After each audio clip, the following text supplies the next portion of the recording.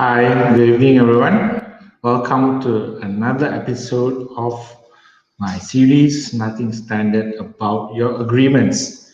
Today, this episode is nothing about your agreements.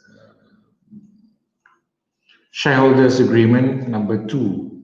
This is my second sharing on Shareholders Agreement. So today's particular topic is veto rights.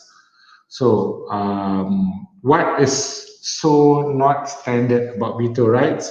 Not all shareholders' agreements have veto rights in their agreements. Even in most of the templates that I've looked through online, but it is there in some agreements. So you need to understand that veto rights is not standard because one, the level of the veto rights, and sometimes shareholders do not want any party to hold any veto rights. So veto right means that you can veto, you can cancel out.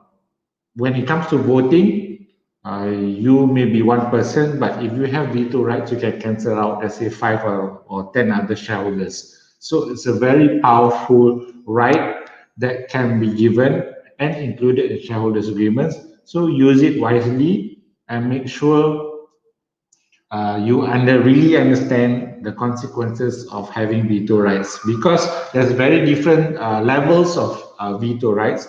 First is absolute veto rights, which means that whatever decision, you are the only one that can cancel out.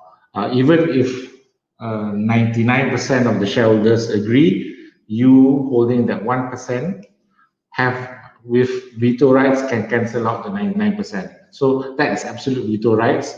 But usually in practice, what parties usually do is to have veto rights on certain matters only when it comes to probably venturing into new business,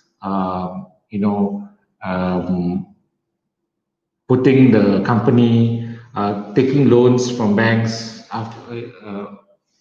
yeah, committing the company to loans. So there will be certain things that will need veto. That means more or less you need 100% of the rights. So be careful about veto rights. You need to understand first how is it used, the consequences of using it, and the level of veto rights that you include in your shareholders agreements.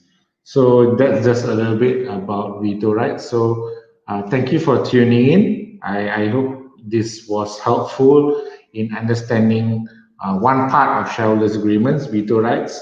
So if you want to know my previous sharing on shareholders agreements, which was on directors, please follow. It is in our YouTube channel, Amik Trade Associates YouTube channel.